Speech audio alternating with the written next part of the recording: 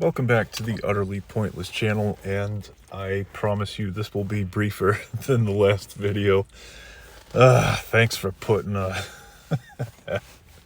glitch in for your treasure hunting. But anyway, yeah, I did check the entire map and didn't see that little red X, but no biggie. If you want to see a hunt in a purple dungeon looking for a red X, then yes, go check the previous video. If you have absolutely nothing in your life going on for the next hour and a half, feel free to watch it in its entirety.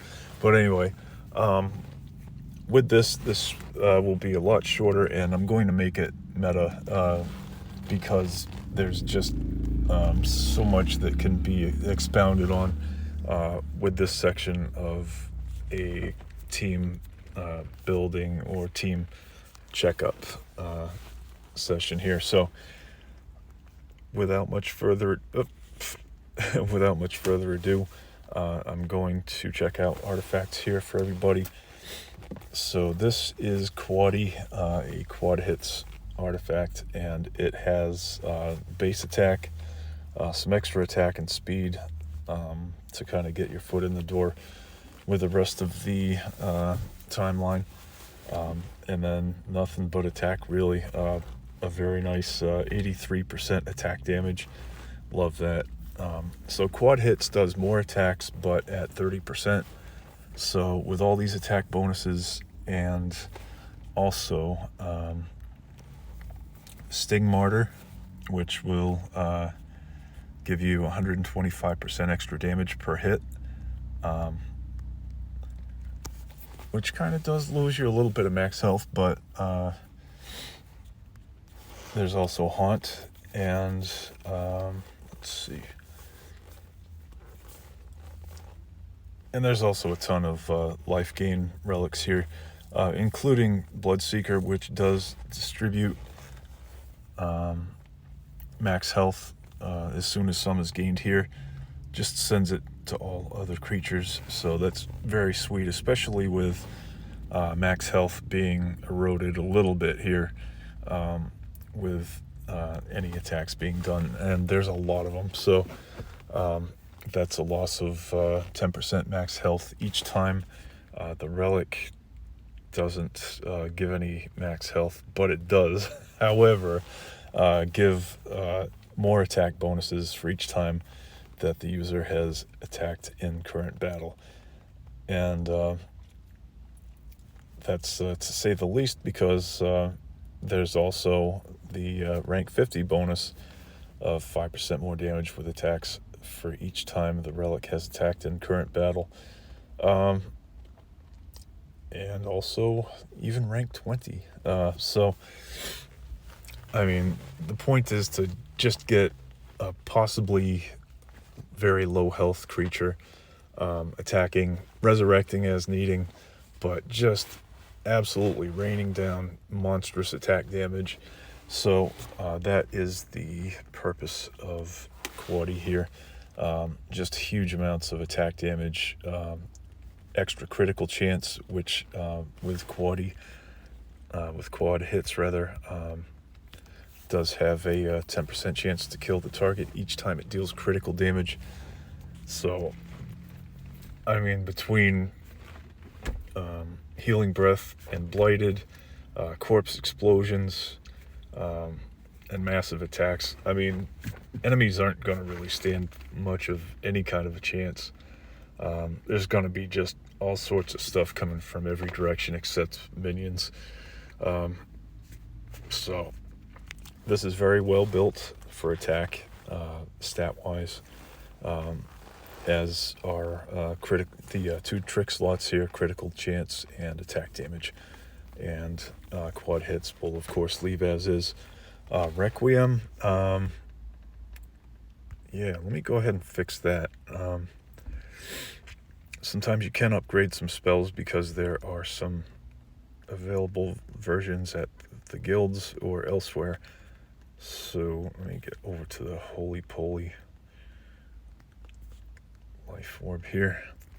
So this does heal living creatures as well as resurrect dead ones. So let's get that going right here. Let's see if that's already done. I don't need generous. It doesn't seem to really trigger, I don't believe, for some reason, inside of an artifact, but we'll see. So what I'll do instead is increase healing by X%.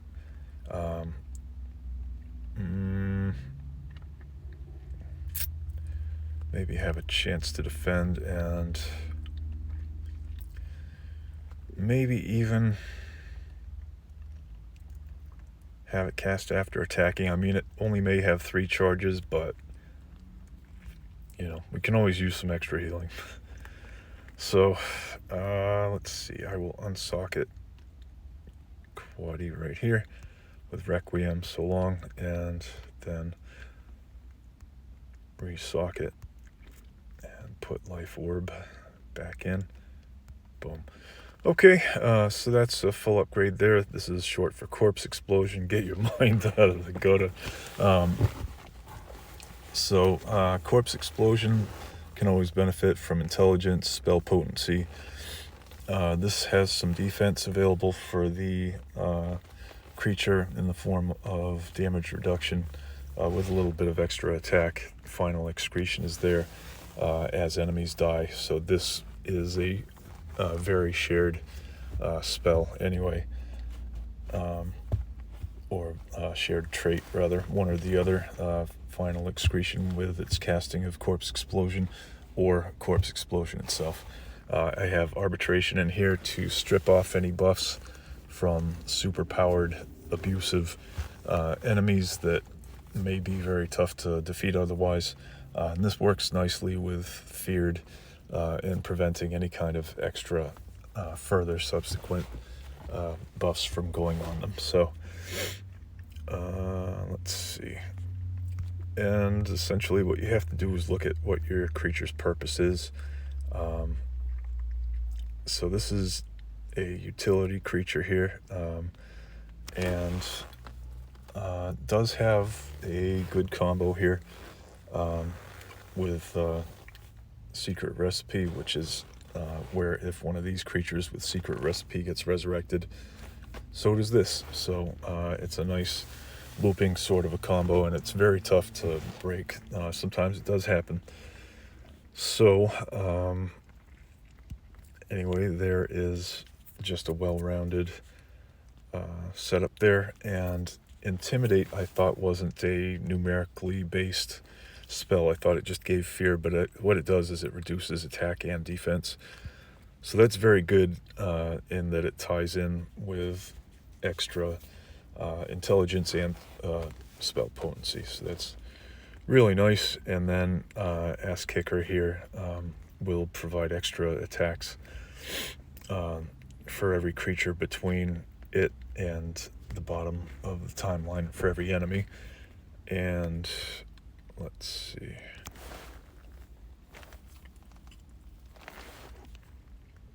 And so I was going to say that there is no speed boost here because basically Ass Kicker does provide that. I believe with every attack, is that right? Let's see. Yep, rank 40 after this relic or its bearer attack. The bearer gains 20% speed.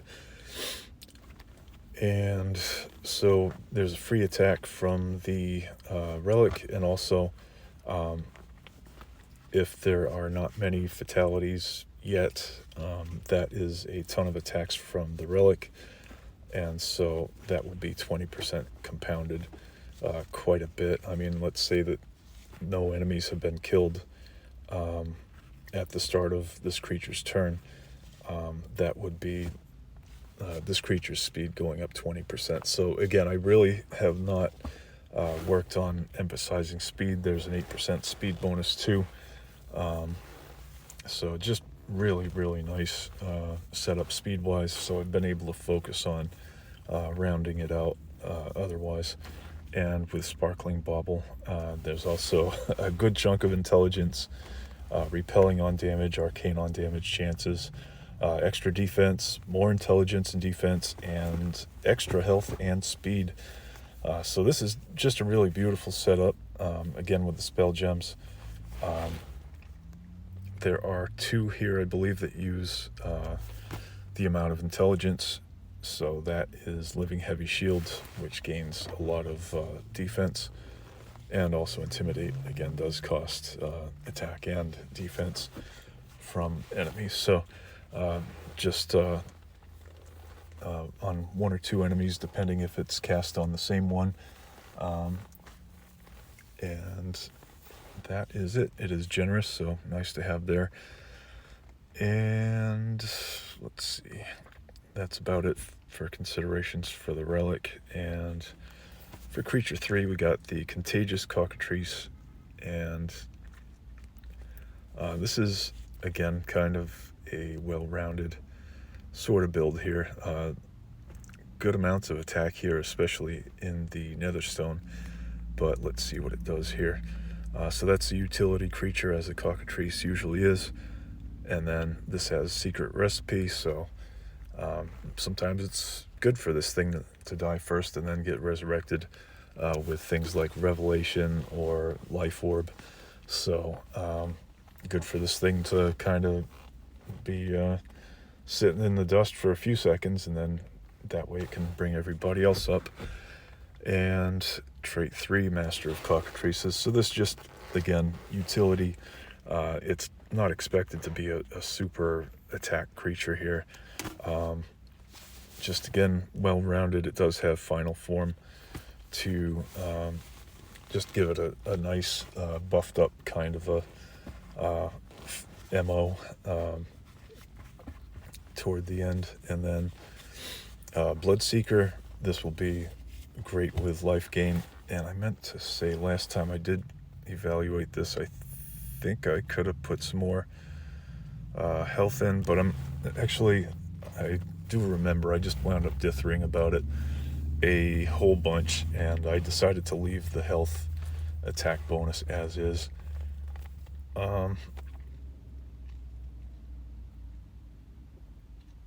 Actually, I can't configure Sparkling Globe anyway. I can't take that top slot and change it out. Wouldn't that be neat? Maybe there's a bonus. Maybe that could be a bonus someday. But,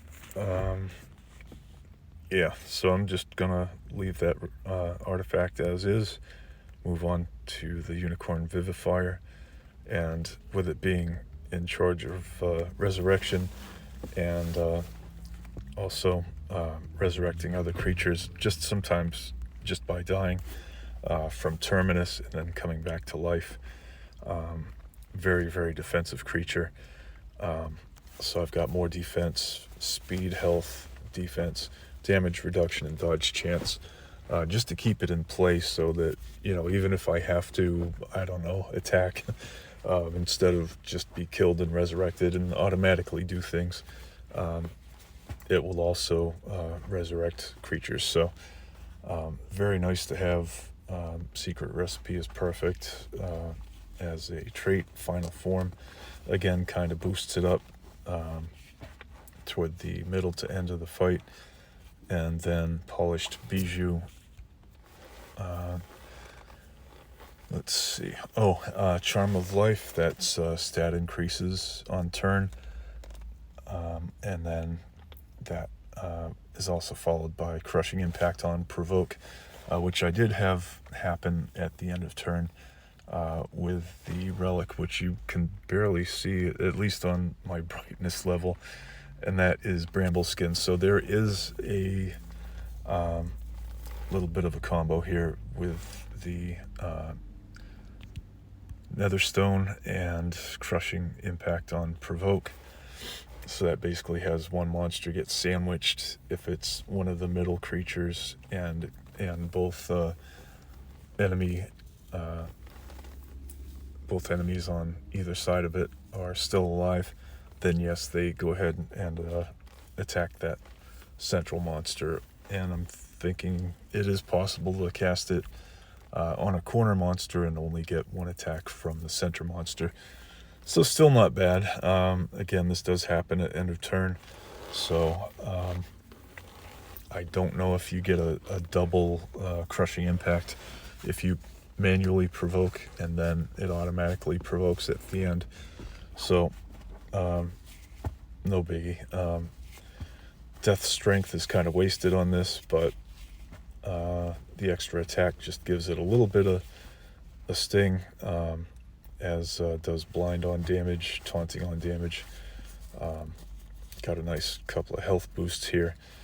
So just really a very good all-around defensive type of setup here for the unicorn. So there it is in its special pinata skin, and there's nothing I would change. I mean, it's very defensive, got some speed in case it needs to attack and further resurrect things, and then just the rest of it's perfect. So moving on to the next creature, my favorite in the world, Sapphire Drake.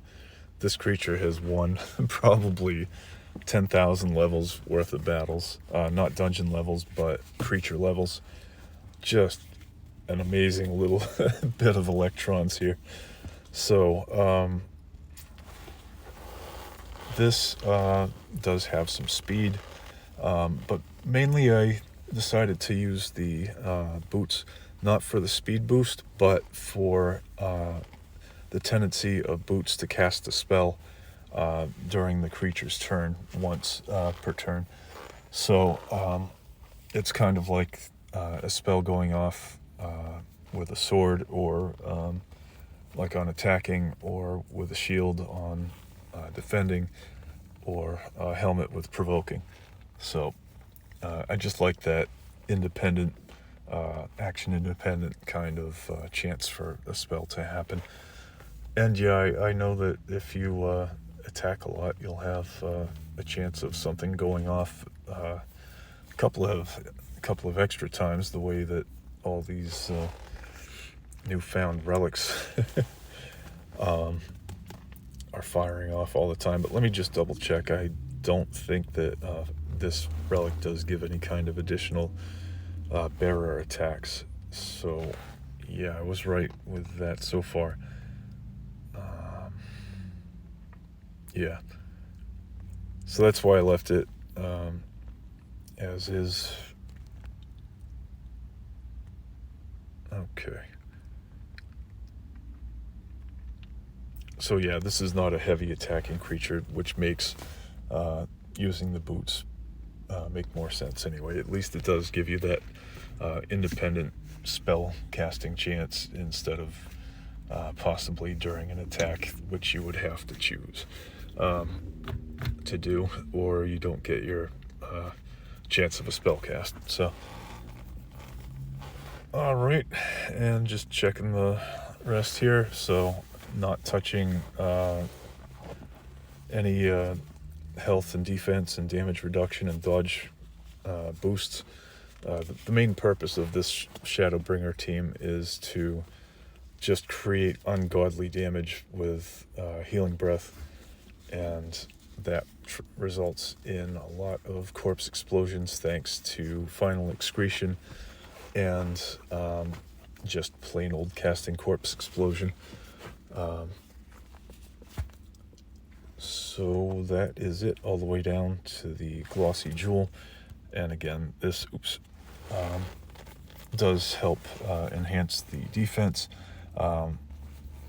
There's some extra attack if it has to come to that, like if you get silenced or what have you. But there's extra intelligence and speed, and Scourge sorcery on casts. So, even if you do have a lot of creature defense, enemy defense, preventing spell damage, you can at least get that extra Scourge in. And also, you can cast those Scourges using Archangel's Blessing, Chaos Rift, Life Orb. So I think there are some arsenal spells that change a creature's class to sorcery. I'm not sure. I'm not a really big arsenal fan because they just I don't know, there's some sort of intentional clunkiness to them that yet winds up awesome, like kind of like fighting in a suit of armor. So I stuck with Archangel's Blessing, so that is just a flat as opposed to an intelligence based amount of health gain, so 30% is really good. Chaos Rift again isn't any kind of numerically increased sort of spell. It's just, hey, here's your trait, Merry Christmas for the rest of the battle.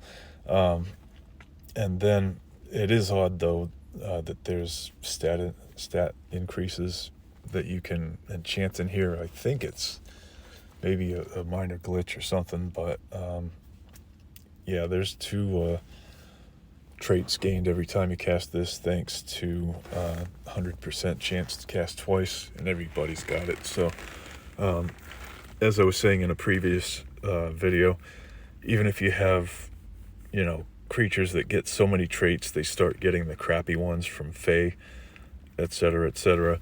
For the most part, they're going to be so defensive that they can just sit out all that damage coming in from Blighted, or they're going to just increase damage from attacks, etc.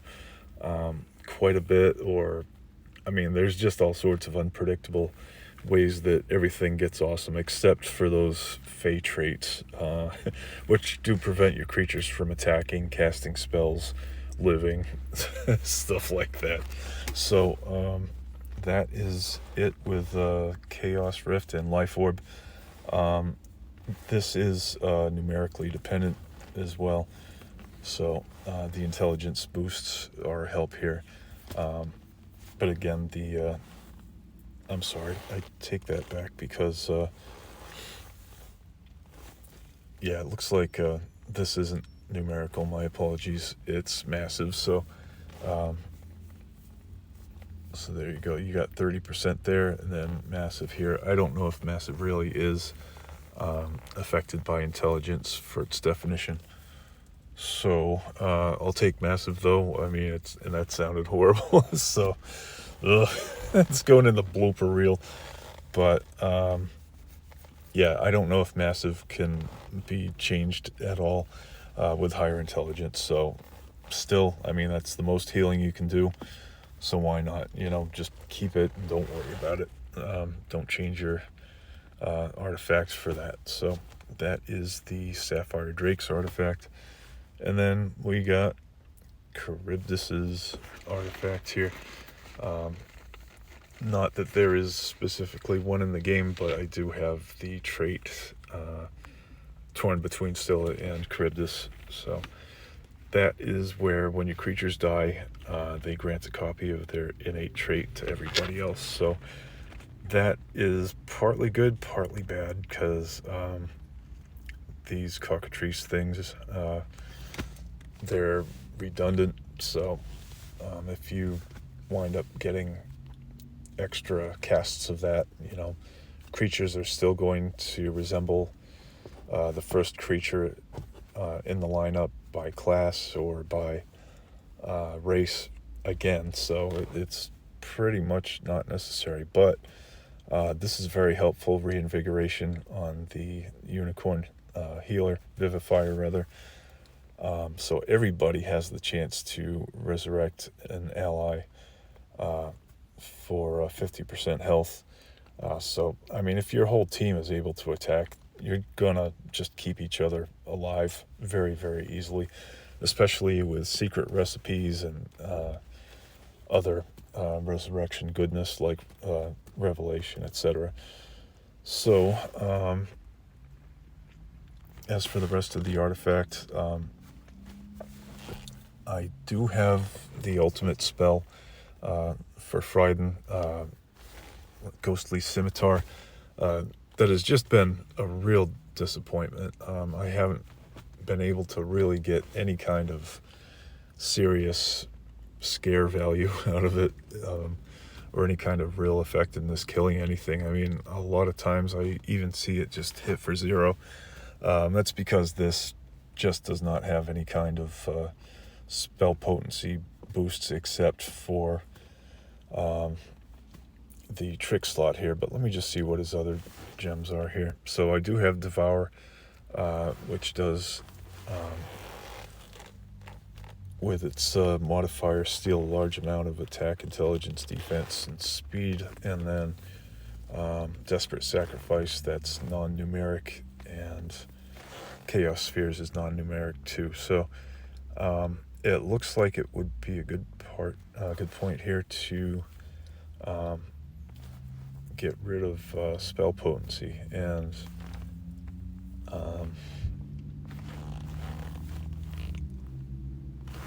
well, let me just take a look. I do have Crush Punch here, which would reduce an enemy's defense, but I don't know. I get the feeling that if it were able to just strike without any kind of spell potency bonuses, it would still just deal enough to allow an enemy to die from a massive incoming amount of Blighted and World Breaker. I think that was the perk here. Yeah, so this is where enemies do take 100% more damage from Blighted. So, you can have Fryden's artifact have a chance to inflict a Crush Punch on its attack with a relic. This is a very attacky kind of relic. I mean, it is it's brutal, I will say, and I'm glad I'm not on this end of it. I mean, on the receiving end of that thing, because there's a 30% bonus with attacks, and so, I mean, this thing makes the enemy attack itself. The relic will attack itself. I mean, the relic will attack any creature that attacks itself. Right in the description of rank 10, I mean, that says, hey, yeah, we got a nice combo going here. So as soon as the bearer attacks, then the enemy will attack itself, plus the relic will attack them. So that will be essentially 3 attacks for the price of 1. And then this is great with Temptation. Any oh wait, actually, I'm sorry, Healing Breath is not an ability, but I do believe that there might be some perks that cause enemies to heal themselves. I don't know, but no, I think it is all just like leeching and mending and stuff like that. So that's kind of negligible, but rank 40 is great. As soon as the relic or its bearer attack an enemy, it removes the enemy's defending status. So as soon as one of those attacks comes in, either from the relic or the bearer, that's going to be 2 further attacks from the enemy, and then either the bearer or the relic that does remove defending. So it's more than the effect of 3 attacks, we'll say. So especially when it's gotten softened up a bit. Sometimes, of course, they might not be defending, they might be provoking or what have you. But this is good to at least make sure that there is a good chance to counter a defending enemy. But, if the enemy's already defending, at this point, don't worry about it. Again, there is just a huge amount of overwhelming damage, and I'm just trying to show that Fryden is really built for attacking and not really casting Ghostly Scimitar. And as you can see, the relic also has an extra chance to attack an additional enemy once it does attack. So what else? And then, yeah, there's that 30% boost with attacks for Fryden. So really don't even have to rely on Crush Punch that much. It's just overwhelming damage in all sorts of different ways. So just gonna take a peek at the lustrous jewel here. So a little defense, a little bit of a dodge chance, just a mixed bag, attack and intelligence, health and defense, health and attack. Mending, which it always has, affliction on attack, that's very important. So again, a reason not to be casting Ghostly Scimitar instead. And then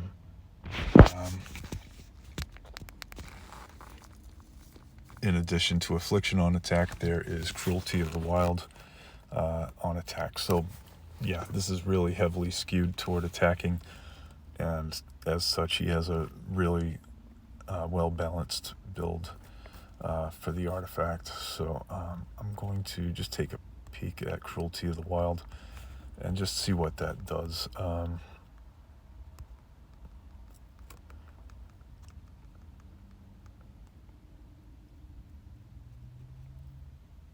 Oh, okay. Nice. Wow, so that again is more comboing damage in this Shadowbringer build. So wow, enemies are afflicted with Blighted, but if they are already afflicted with this debuff, they instead recover a moderate amount of health. So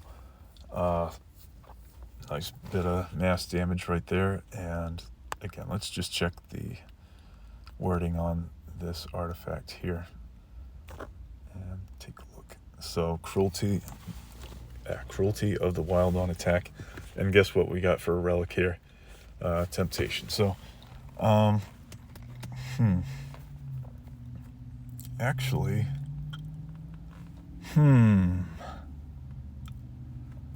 I noticed that nobody else has 1,000 Needles, so wow.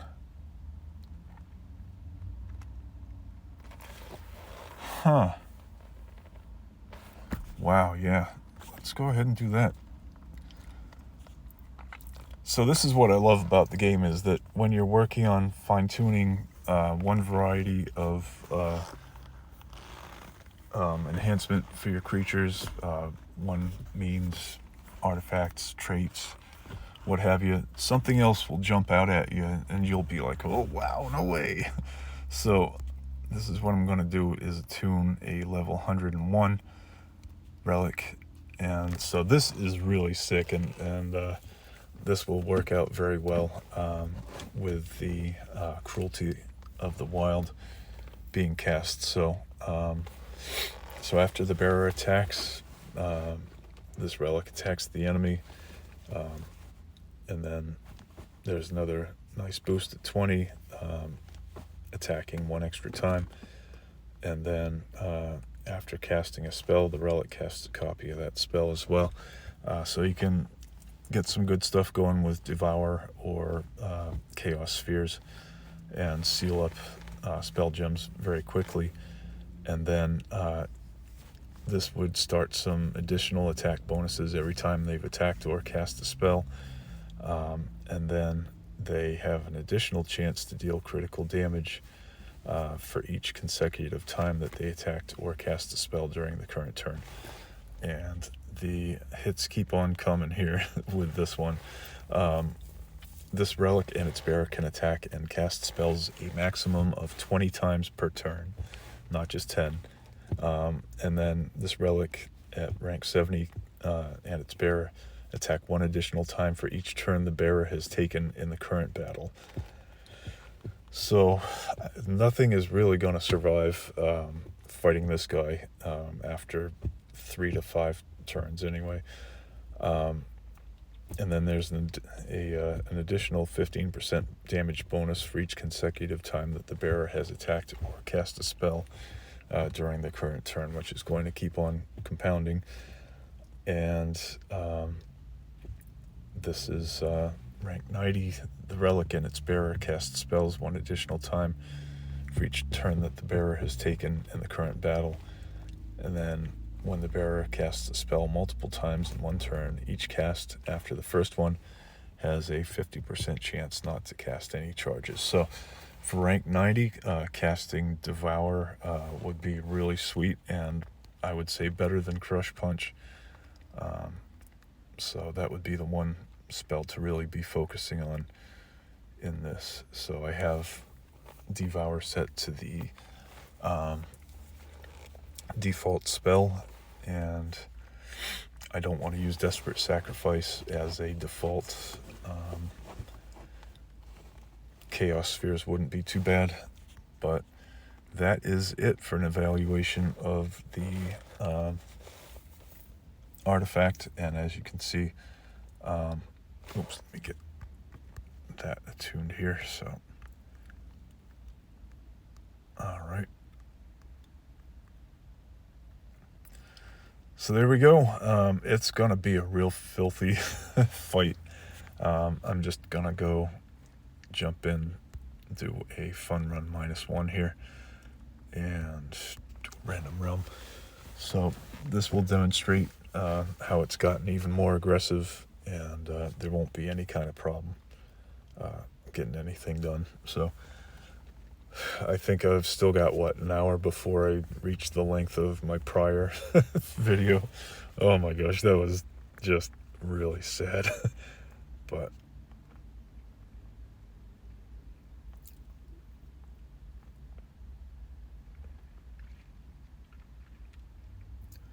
oof, boy, this is a filthy fight. But there we go.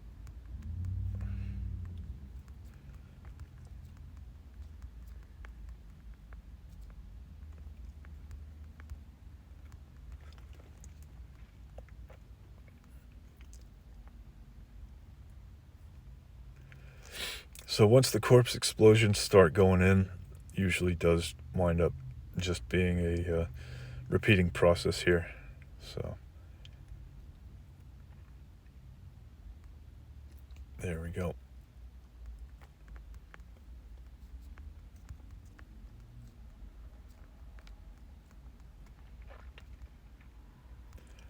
Oh, those spark tails are annoying.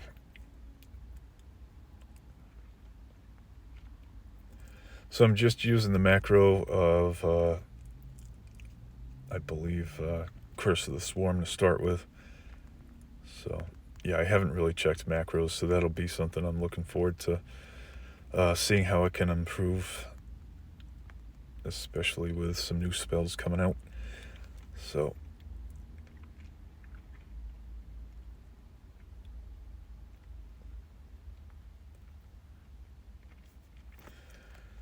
yep, all it takes is one creature to die on the enemy side. That's a corpse explosion, or 2 or 3 or 4. And from there, you'll just be sitting pretty. You're going to have a really weakened, decimated kind of a team here. So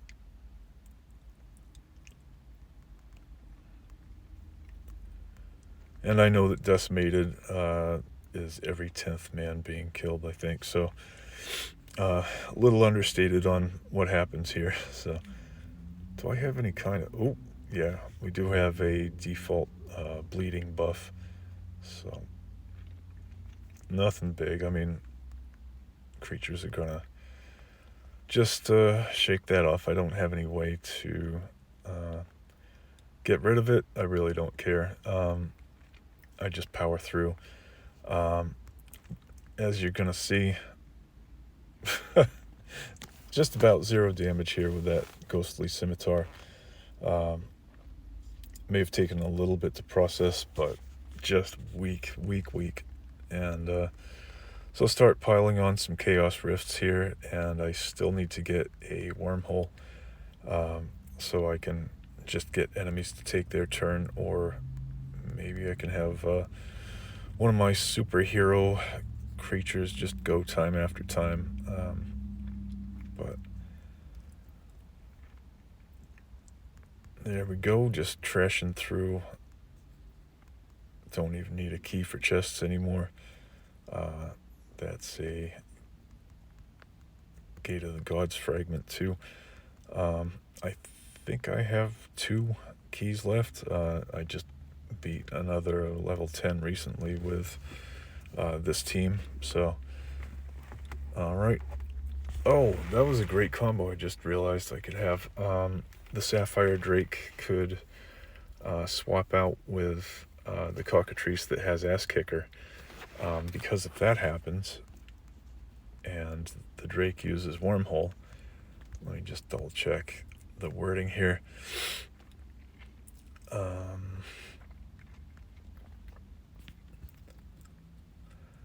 Yep.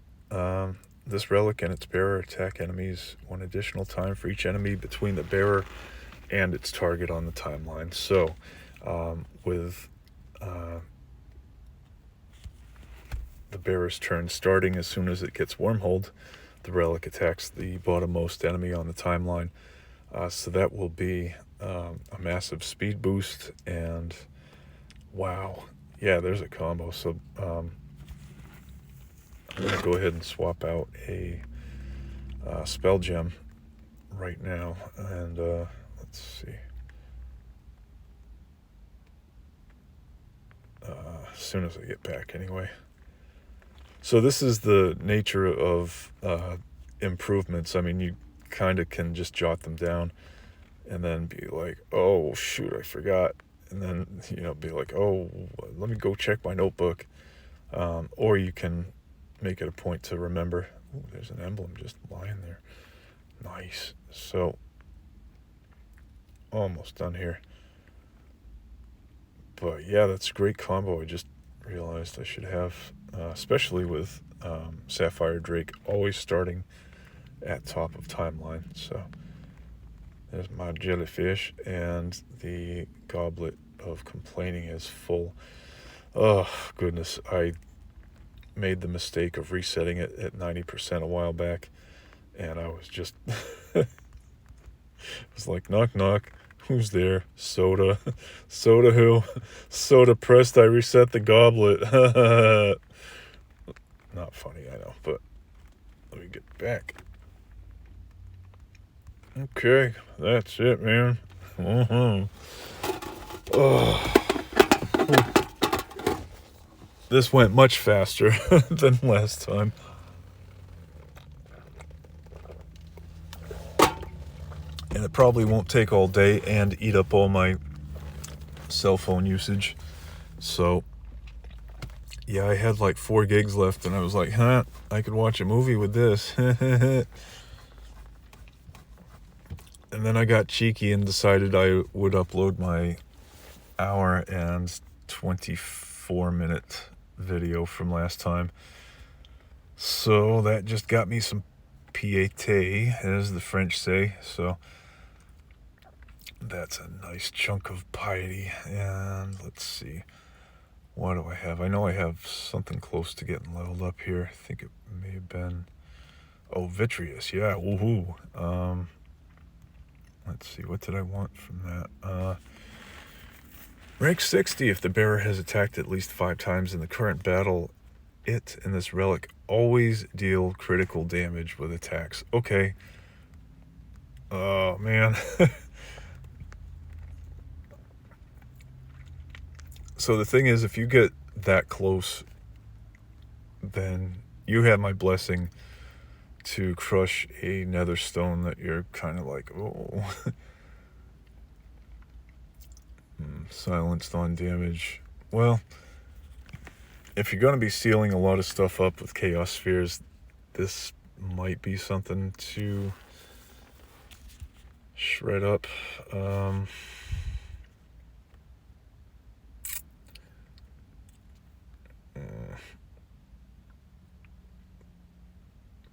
Life strength. Yeah. No.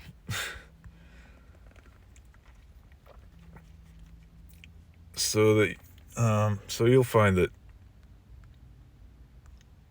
the piety that you get, as long as it gets you up another 10 ranks at a time, for a relic, you'll find that you won't be missing it 99.99% of the time. So there we go. And I gotta turn in my Assassination of Thana, and that will give me a particle of Thanos, so that will let me get damage reduction 9 times out of 10 at 100% health to 0. So yeah, been looking to get an all particle of Thana team going, or Thana and particle of Thana team. So that's it. Let me check my notification. And I'm not even gonna fiddle with getting any kind of casino games or anything like that. I appreciate anybody who watched the previous video for an hour 24. It was insane. I mean, I was meandering like crazy. The quest glitched, and I was like, oh my gosh, this is freaking Siralim, man. So thank you, and I'm done. You are dismissed, and please look forward to hopefully an even faster team brush up episode next.